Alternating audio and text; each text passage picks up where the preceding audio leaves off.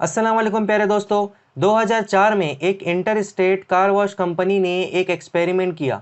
उन्होंने क्या किया कि अपने 300 रैंडम कस्टमर्स के लिए उन्होंने 300 रॉयल्टी कार्ड्स बनवाए, जो उन्होंने 300 रैंडम लोगों में बांट दिए। नाउ या 300 लोगों को भी दो ग्रुप में डिवाइड कर दिया गया।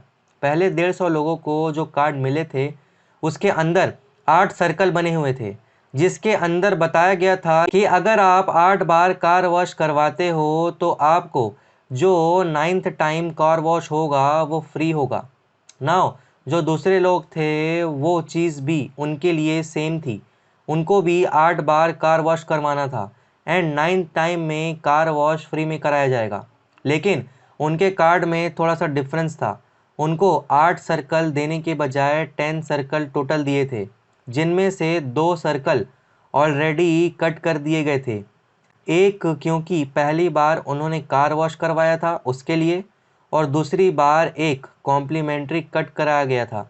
बेसिकली आप बोल सकते हो जो दूसरे 150 लोग थे उनको ऐसा दिखाया जा रहा था कि उनको टोटल 10 बार कार का वॉश करवाना है फ्री वॉश करवाने के लिए, लेकिन जिसमें 2 बार उन्होंने ऑलरेडी कार वॉश करा चुका है, तो 2 सर्कल ऑलरेडी कट कर दिए गए थे, मतलब सिर्फ 8 सर्कल बचे हैं। नाउ नंबर वाइज देखें तो दोनों को 8-8 बार की कार वॉश करवाना था। लेकिन जो दूसरा ग्रुप था ना 150 का, उन्होंने कंपैरेटिवली काफ़ी अच्छा परफॉर्म किया। मतलब जो उन्होंने पहले ग्रुप के कंपैरिजन में मोर देन डबल लोगों ने 8 बार कार वॉश कराया एक फ्री कार वॉश लेने के लिए। तो ये एक्सपेरिमेंट दिखाता है द पावर ऑफ प्रोग्रेस। हम इंसानों को ना प्रोग्रेस बहुत ज़्यादा पसंद होता है, और जब तक हमें प्रोग्रेस दिखती रहती है हम मोटिवेटेड होते रहते हैं एक्शन लेने के लिए। इसीलिए आपने ऐसी वेबसाइट पर कई बार देखा होगा 2 step already completed, only 3 step remaining to complete task. ऐसा आपको दिखाया जाता है ताकि आपको लगे आपने ऑलरेडी कुछ स्टेप ले लिए हैं, आप ऑलरेडी प्रोग्रेस कर रहे हो, बस आपके लिए इतनी चीज़ें और बाकी है जो आपको करना है।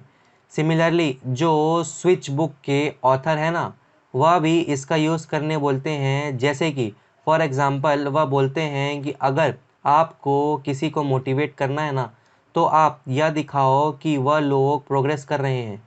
अगर एक औरत को अपने हस्बैंड को मोटिवेट करना है पतला होने के लिए, तो उनकी वाइफ उन्हें ऐसा कुछ कह सकती है, देखो तुम ऑलरेडी जिम जा रहे हो, एक बड़ी चीज़ कर रहे हो, इसके साथ साथ तुम्हें थोड़ा शक्कर खाना भी कम कर देना चाहिए अगर तुम वेट कम करना चाहते हो तो।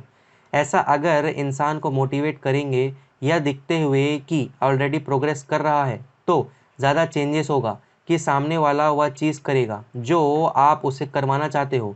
अगर एक माँ को अपने बेटे को मोटिवेट करना है कि वह साफ़ सफाई रखे घर में, वह कुछ ऐसा बोल सकती है कि तुम 1 मिनट का टाइमर सेट करो, 1 मिनट में जितनी साफ़ सफाई हो सकती है बस उतना करो। अगर वह उतना भी कर लेता है तो फिर वह उसको एनकरेज करती है, तुमने बहुत अच्छा काम किया, 1 मिनट में तुमने बहुत कुछ सफाई कर दी। तो वह बच्चा और मोटिवेट हो जाएगा और ज़्यादा टाइम तक और अच्छे तरीके से सफाई करने के लिए। तो क्या है पहला साइकोलॉजिकल फैक्ट जो मैंने द स्विच ऑफ बुक से लिया है। ऐसे ही मैं आज आपके साथ 6 साइकोलॉजिकल फैक्ट शेयर करने वाला हूँ। आप अपनी लाइफ में और बिजनेस में इन साइकोलॉजिकल फैक्ट से काफ़ी अच्छा परफॉर्म कर सकते हो। यह साइकोलॉजिकल फैक्ट आपकी लाइफ को आसान बनाने में बहुत हेल्प करने वाला है। इसीलिए बाकी बचे 6 साइकोलॉजिकल फैक्ट को भी ज़रूर देखिएगा। तो शुरू करते हैं। नेक्स्ट साइकोलॉजी जो लिया गया है प्रिडिक्टेबली इरेशनल बुक से, जिसके ऑथर बोलते हैं कि social versus market norms. Imagine करो कि आप रास्ते से कहीं जा रहे हो, तभी आप देखते हो कि रास्ते के कोने में एक आदमी है जो आपको रुकवा रहा है। उसका जो कार का टायर है ना वह पंचर हो चुका है। वह आपसे मदद मांग रहा है बिकॉज उसको टायर पंचर सही करनी नहीं आती।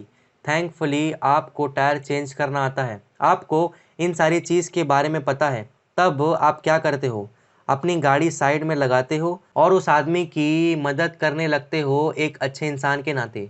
आप उसको बताते हो कि कैसे टायर चेंज करने चाहिए और सारी चीज़ें, और आपकी पूरी हेल्प करते हो, जिससे कि बाद वह टायर चेंज हो जाता है। वह आदमी क्या करता है, अपना पर्स निकालता है, उसमें से 20 रुपए का नोट निकालता है, वह 20 रुपए आपको दे देता है और कहता है यह आपकी मेहनत के लिए। ऐसा टाइम पर आपको कैसा फील होगा आपको नहीं पता, मगर मैक्सिमम लोगों को यह काफ़ी इंसल्टिंग लगेगा। आपने उस आदमी की मदद पैसे के लिए नहीं की थी, आप तो बस एक अच्छे ह्यूमन बीइंग के नाते उसकी मदद कर रहे थे। और 20 रुपए तो होते ही क्या हैं, इतना तो मैकेनिक भी नहीं लेता। आप बहुत ज़्यादा गुस्सा भी हो जाओगे। हो सकता है कि आप उस आदमी से कहो कि तुम क्या कर रहे हो। चलो एक और एग्जांपल देता हूँ। आप समझो आप किसी रिश्तेदार के घर पहुँचे हुए हो, जो आपके रिश्तेदार हैं उन्होंने आपकी बड़ी खातिरदारी करी, आपको एकदम अच्छे से खाना लाकर दिया, हर चीज़ लाकर दी, आपकी बहुत अच्छी मेहमान नवाज़ी करी। उसके ऊपर से आप क्या करते हो, खाना पीना होने के बाद आप अगेन पर्स निकालते हो, उसमें से 100 रुपये निकालते हो और एज अ टिप उन लोगों को देते हो कि आपने बहुत अच्छी सर्विस दी है, यह लीजिए 100 रुपये, थैंक यू सो मच। और अगर आप ऐसा बोलोगे तो क्या होगा, तो हो सकता है आपका झगड़ा हो जाए, शायद वह लोग आपको कभी वापस ना बुलाएं। देखो, इस बुक में ऑथर बोलते हैं कि दो तरीके के नॉर्म्स होते हैं, एक होता है मार्केट नॉर्म और दूसरा होता है सोशल नॉर्म। मार्केट नॉर्म्स क्या होता है कि मार्केट में जो रेट चल रहा है उस हिसाब से हम काम करते हैं ताकि रिटर्न में हमें पैसे मिले। बल्कि दूसरी तरफ हम कई सारे ऐसे काम करते हैं जिसके बदले हमें कई बार पैसे मिलते हैं, बट स्टिल हम लोग वह करते हैं। जैसे कि अपनी कई सारी वेबसाइट देखी होगी जिसके अंदर ना लोग अपना टाइम इन्वेस्ट करके लोगों के क्वेश्चन के आंसर देते हैं, जिसके बदले उन्हें पैसे तो नहीं मिलते लेकिन हाई सोशल स्टेटस मिलता है कि यह बंदा इतना नॉलेजेबल है, इतने हेल्प कर रहा है। यह सारी चीज़, यह दोनों नॉर्म्स है ना, इन दोनों का आप कभी भी मिक्स नहीं करना चाहिए। अगर आप कोई इंसान को इन्फ्लुएंस करना चाहते हो, इन दोनों में से कोई एक तरीका यूज़ करो, दोनों को करने की कोशिश मत करो, वरना दोनों का इफ़ेक्ट कम हो जाएगा। अगर किसी इंसान से आप मार्केट के हिसाब से कोई काम कराना चाहते हो, उसको मार्केट के हिसाब से ही पैसे दो, उसके अंदर भाईचारा यह सारी चीज़ मत लाओ और पैसा कम मत दो, वरना क्या होगा, दोनों का इफ़ेक्ट ही ख़राब हो जाएगा। ना आपके रिलेशनशिप अच्छे बनेंगे, ना मार्केट के हिसाब से आपकी रेपुटेशन बनेगी। दोनों को आप अलग अलग रखो और देखो। और ऑथर एक इंटरेस्टिंग बात यह बोलते हैं कि कई बार जो सोशल नॉर्म्स है ना, वह इकोनॉमिक नॉर्म्स में मार्केट नॉर्म्स से पावरफुल भी हो सकता है। आपने कई बार देखा होगा, कई बार लोग पैसे के लिए इतनी बड़ी बड़ी चीज़ें नहीं करते जितना वह सिर्फ सोशल नॉर्म्स की वजह से करते हैं, दूसरों की हेल्प करने के लिए या सोशली स्टेबल रहने के लिए बड़े बड़े काम कर देते हैं। तो इस चीज़ का भी आप यूज़ कर सकते हैं लोगों को इम्प्रेस करने के लिए। Next, psychologic, the effect of expectations. आपके साथ ऐसा बहुत बार हुआ होगा कि आप कोई स्टोर में गए होंगे कपड़े खरीदने के लिए। आपने कपड़े चूज़ कर रहे होंगे कि कौन सा अच्छा लगेगा और कौन सा नहीं। तब ही एक सेल्समैन आता है और बोलता है कि सर, ये वाला कपड़ा लो, यह वाला कपड़ा आपके ऊपर बहुत ज़्यादा अच्छा लग रहा है, या न्यू मटेरियल आया है, आप इसको ट्राई करके देखो। यह चीज़ तो मेरे साथ बहुत हुई है, आपके साथ भी हुई होगी। अब यह लोग ऐसा इसीलिए करते हैं बिकॉज़ कई बार ऐसा होता है कि जब कोई इंसान उसे फुल कॉन्फिडेंस में बोलता है कि यह चीज़ आप पर अच्छी लग रही है, आप जाकर खरीद लो। जब आप उससे पूछते हो पक्का अच्छी लग रही है ना, तो कई बार इंसान वह ट्राई करने लग जाता है। कई बार आपने देखा होगा, कोई शो होगा, कोई मूवी होगी जिसकी ऑलरेडी आपका दोस्त बहुत तारीफ़ कर दिया होगा, यह बहुत अच्छा है, बहुत अच्छी चीज़ है। कई बार जो आपकी एक्सपेक्टेशन है ना, वही आपको कई बार अच्छा दिखाने में हेल्प करती है, क्योंकि हम उस तरीके से प्री माइंड हो जाते हैं। हाँ, शायद बाद में थोड़ा सोचने के बाद आपको लगे कि यह मूवी इतनी अच्छी नहीं थी, या जो वह कपड़ा मैंने इतना जल्दी में लिया था वह शायद इतना अच्छा नहीं था, लेकिन वो टाइम पर आपको एटलीस्ट डिसीज़न में हेल्प मिल जाएगी। और यही है द पावर ऑफ एक्सपेक्टेशन को बिल्ड करना। नाउ इससे रिलेटेड ही मेरी टीममेट की एक स्टोरी बता रहा हूँ कि वो एक बार मुंबई सीएसटी गया हुआ था। वहाँ पर उसने मार्केट में देखा कि वहाँ पर कुछ लोग अपने स्टॉल लगाकर फेक कस्टमर खड़े रखते थे। जब भी कोई इंसान वहाँ पर आकर कोई चीज़ खरीदने जाता था, तो वह फेक कस्टमर जो होते थे वह जानबूझकर वहाँ पर प्रोडक्ट की खूब तारीफ़ करने लगते थे कि कितना अच्छा चीज़ है यार, बहुत सस्ते में मिल रही है। ऐसे ही वो लोग एक एक्सपेक्टेशन बिल्ड करते थे, जिसकी वजह से जो एक जेन्युइन कस्टमर है ना, वो लोग ज़्यादा इम्प्रेस हो जाते थे चीज़ें खरीदने के लिए। और यही चीज़ ना बड़े लेवल पर भी कई बार काम की जाती है। एडवर्टाइज़ जो आप देखते हो, वह लोग क्या करते हैं कि कहीं न कहीं आपके एक्सपेक्टेशन बिल्ड करते हैं। ये प्रोडक्ट यूज़ करने में आपको कितना मज़ा आएगा, आपको यह नहीं पता है। ऐड में ऐसे एक्सपेक्टेशंस शो करते हैं ना कि अगर बस आप ये मोबाइल ले लो, अगर आप बस ये कोल्ड ड्रिंक पी लो, बस आपकी ज़िंदगी एकदम सही हो जाएगी, खुश हो जाएगी, आपको बहुत मज़ा आ जाएगा। यह क्या है? अगेन एक्सपेक्टेशन के पावर को बिल्ड करना। सिमिलरली आप भी इसका यूज़ कर सकते हो अपने नॉलेज के लिए, अपने प्रोडक्ट के लिए, अपनी बातों की वैल्यू बढ़ाने के लिए। नेक्स्ट साइकोलॉजी आती है द पावर ऑफ प्राइस। एक बार एक एक्सपेरिमेंट कराया गया जिसमें लोगों को टेस्ट केक कराया गया था।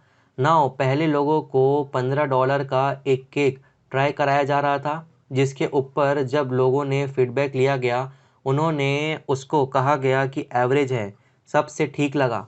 फिर उनको एक $55 का केक ट्राई कराया गया। वह केक उन लोगों को बहुत ही ज़्यादा अच्छा लगा। इनफैक्ट कई सारे लोगों उसे खरीदने के लिए भी तैयार हो गए। लेकिन हैरानी की बात यह ना थी कि यह दोनों केक थे, ऑलमोस्ट सेम थे। वह सेम बर्तन में बनाए गए थे, सेम मटेरियल से बनाए गए थे। दोनों केक पूरी तरह सेम थे। सिर्फ जो चेंज था वह थोड़ा सा टेक्सचर। जो वह महंगा वाला केक था, उसका टेस्ट थोड़ा सा गाढ़ा कर दिया गया था, थिक कर दिया गया था। बस इसी चीज़ ने टेस्ट में इतना डिफरेंस कर दिया। और बस कुछ नहीं, जिससे यह सामने आया कि जितना हम किसी चीज़ का प्राइस हाई कर देते हैं ना, लोगों की एक्सपेक्टेशन बिल्ड हो जाती है कि वह चीज़ की क्वालिटी भी हाई होगी, जबकि कई बार इतना सच नहीं होता। यह चीज़ मैंने कई बार नोटिस करी है। मैंने ऐसा कितने बार देखा है कि जो ब्रांडेड चीज़ें होती है, फॉर एग्ज़ाम्पल बेल्ट ही समझ लो, जो बड़े-बड़े ब्रांड के रहते हैं, दोनों लेदर का बेल्ट ही है। उसके अंदर कुछ क्वालिटी में ज़मीन आसमान का फ़र्क नहीं होता।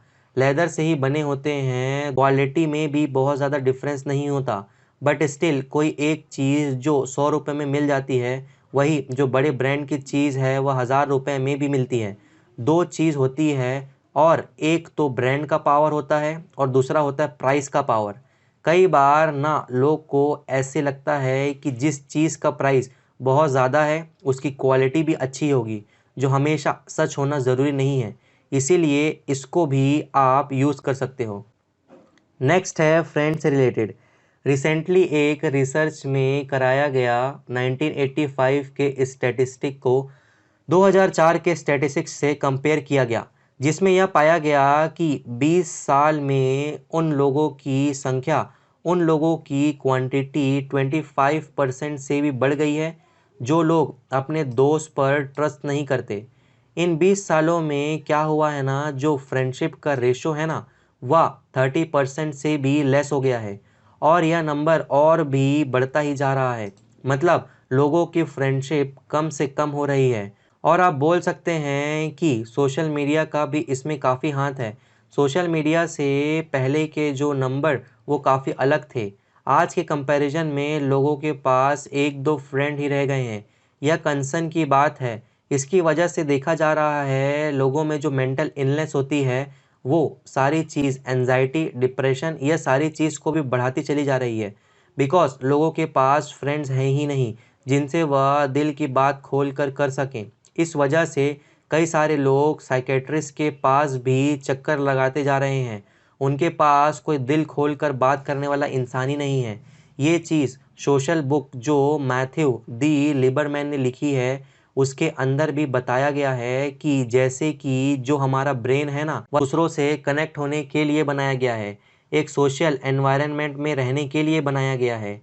और अगर हम अपने आप को आइसोलेट करके जाएंगे, यह चीज़ हमारे ब्रेन के लिए और लाइफ के लिए ज़रा भी अच्छा नहीं है। इसीलिए प्लीज़ कुछ क्वालिटी फ्रेंड्स अपनी लाइफ में ज़रूर रखो, और कमेंट करके बताओ कितने अच्छे फ्रेंड्स आपके पास हैं। Next psychological trick about getting the truth. हम देखते हैं कि हमें लोगों के मुंह से सच्चाई सुननी रहती है कि हम लोग वह कई बार सुन ही नहीं पाते। इस चीज़ को टैकल करने के लिए बहुत सिंपल ट्रिक अपनानी चाहिए जो कई बार काम कर सकती है। यह चीज़ मैंने एक बार ट्राई भी की है। यह काम करती है। जो मेरा एक फ्रेंड है ना, उस पर मुझे डाउट हो रहा था कि वह मुझसे झूठ बोल रहा है। तब मैंने उसको बोला कि देख, मुझे लग रहा है कि तू झूठ बोल रहा है, सच बोल दे। बस मैं इतना बोला। बस मैं उसके बाद फिर एक सीरियस फेस से देखता गया। मैंने बीच में फिर कुछ नहीं बोला। वह अनकंफर्टेबल होता जा रहा था। थोड़ा थोड़ा पुश करने की वजह से उसने फिर एक टाइम आने के बाद सच्चाई बोल दी। ट्रिक बेसिकली यही है, अगर आपको किसी इंसान के मुंह से सच्चाई सुननी है ना, आप उसको बोलिए शायद तू झूठ बोल रहा है और फिर चुप हो जाओ। बस इतनी देर तक जब तक आपका साइलेंस मेंटेन कर सकते हो। जितना देखते रहोगे उतना उसे देखते रहो कि वह इतना गिल्ट में आकर रह जाए, बुरा फील करे। एक टाइम के बाद शायद वो आपको सच बता दे। नेक्स्ट ट्रिक काफ़ी इंटरेस्टिंग है, बाय ब्रेकिंग द रूटीन। देखो, शायद यह चीज़ आपने भी नोटिस करी होगी कि कई बार ऐसा होता है ना कि दिन के बाद दिन, दिन के बाद दिन गुजरते रहते हैं और हमें पता भी नहीं चलता इतना जल्दी कैसे दिन गुजर गया। वेल, इसका एक रीज़न ना साइकोलॉजी एक्सप्लेन करती है। साइकोलॉजी बताती है ना कि अगर हम एक बीन रूटीन को बार बार बार बार फॉलो करते रहेंगे तो इससे क्या होता है, हमारा दिमाग है ना उस चीज़ को एडॉप्ट कर लेता है। हमारा जो टाइम को देखने का नज़रिया है ना वह एकदम अलग हो जाता है। और यह चीज़ मेरे साथ बहुत बार होती है, या आपके साथ भी होता होगा जब आप अपने रूटीन को ब्रेक करके कहीं घूमने जाते होगे, कुछ नया करते होगे पूरे दिन में। फॉर एग्ज़ाम्पल, आप फ्लाइट से कहीं गए हो, ट्रेन में कहीं घूमने चले गए हो, पूरा दिन फिर आपको ऐसा मालूम पड़ेगा कि कितना लंबा दिन था। मैं यहाँ गया, मैंने फिर यह किया, वहाँ यह सारी चीज़ें खाई। पूरा दिन जब आप नोटिस करने जाओगे तो आपको मालूम पड़ेगा कि आपने कितनी सारी चीज़ें करी है।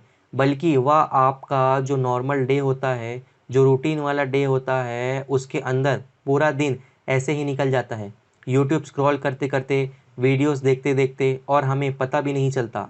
इसका रीज़न यह है बिकॉज़ हम लोगों का दिमाग इस रूटीन को अडॉप्ट कर लेता है। उसकी वजह से हमारा टाइम का प्रोसेस अजीब सा हो जाता है। इसलिए अगर आप चाहते हो आपका जो टाइम का रूटीन है वह बड़ा हो सकता है, आप पूरे दिन को, हर दिन को अच्छे से जी सको, फुल्ली जी सको, हर दिन आप कुछ न्यू ट्राई करते रहिए जिससे कि आपको अच्छा लगेगा। तो दोस्तों, अगर आपको मेरी वीडियो इन्फॉर्मेटिव लगी है तो वीडियो को लाइक कर दीजिए और अपने फ्रेंड सर्कल में भी शेयर कर दीजिए। चैनल को सब्सक्राइब भी कर दीजिए और बेल आइकन को भी हिट कर दीजिए ताकि फ्यूचर में आने वाली इसी तरीके की अमेजिंग वीडियोस आप कभी मिस ना कर पाए। आपने मुझे इतना समय दिया उसके लिए थैंक यू वेरी मच।